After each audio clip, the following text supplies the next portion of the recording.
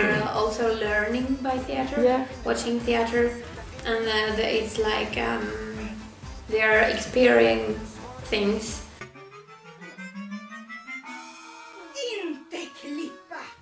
One of the things that art can do is to speak about things you normally don't speak about.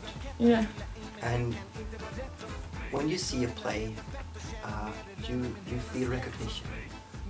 You recognize yourself, you recognize people around you, you recognize things. So I think you can do and show and introduce the boring things to children as well by using theater.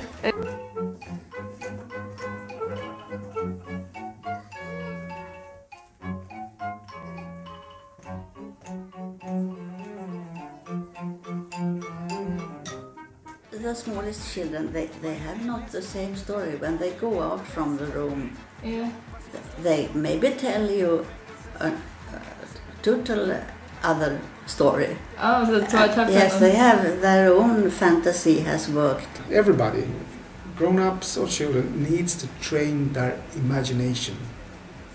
Because if you can't imagine things, then you cannot develop.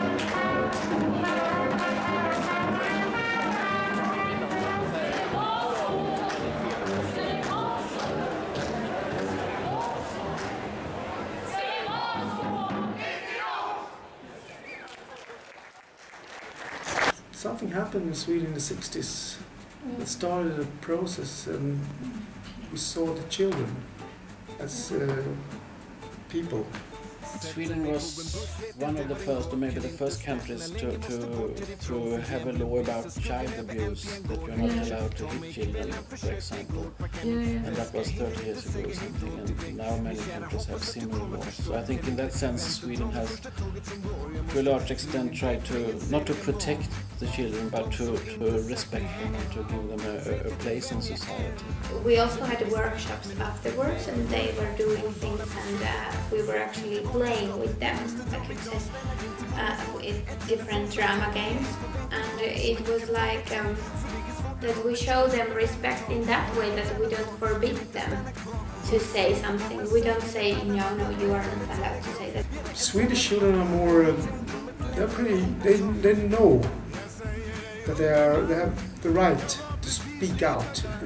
They're pretty, when they come here especially, they're not silent.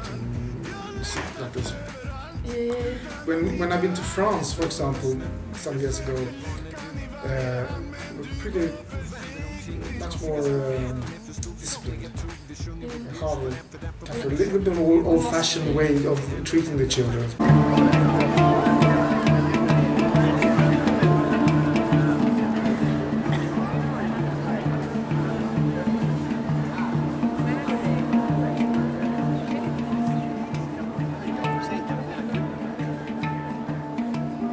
It's very complex because in one way Sweden is very children friendly.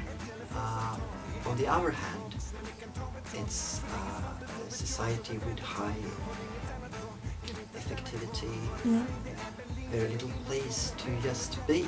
In Stockholm, what I've seen, so parents are more active to take their children to different activities.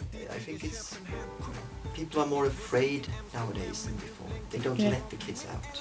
And they're afraid of pedophiles, they're afraid of many things. It's a very big business today, much more than before. So they're more interesting. So the pressure is harder on the children.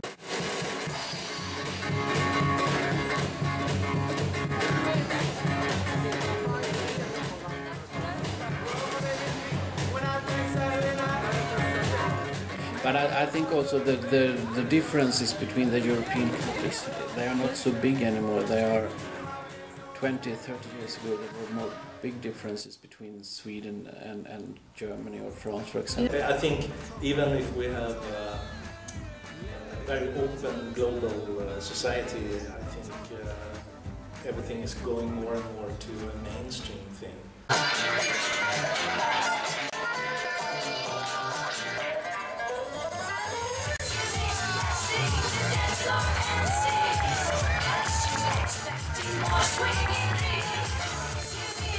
We play played for an audience between 6 months and 12 months of age. Oh. Together with the parents, of course, or someone else. And that was really fantastic because it was an experiment to understand or to question how does a kid at that age comprehend theatre. And they do.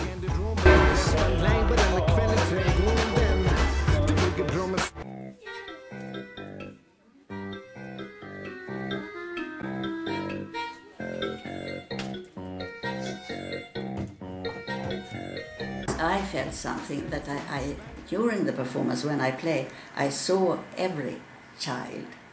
I saw the eyes and I met them really, and it was another feeling. Farfar! Mikael, kommer du nu? Ja, Marcus kunde inte spela med. Marcus?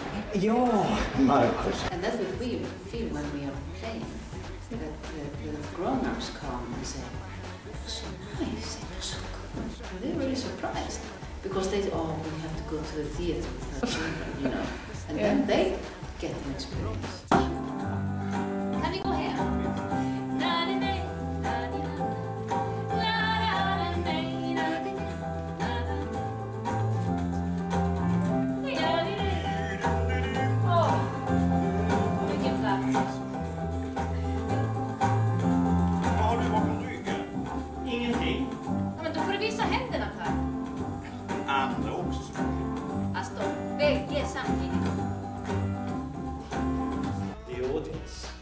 Both grown-ups and children should have an artistic experience at the same time. Yeah. So they really have something else to see.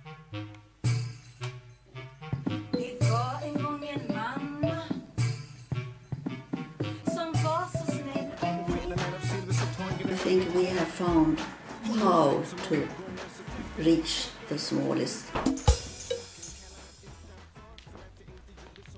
Visst är han väldigt lik ett människobarn? Du menar? Apungen där inne! Precis på pricken. Tänk Vi skulle kunna byta!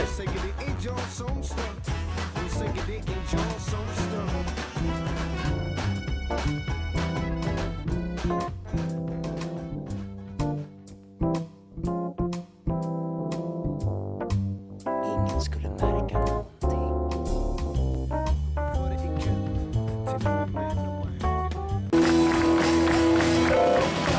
App, du tar lite lugnt här. När man sjunger med man går försiktigt och straffar. Det är fortfarande ingen lekstuga.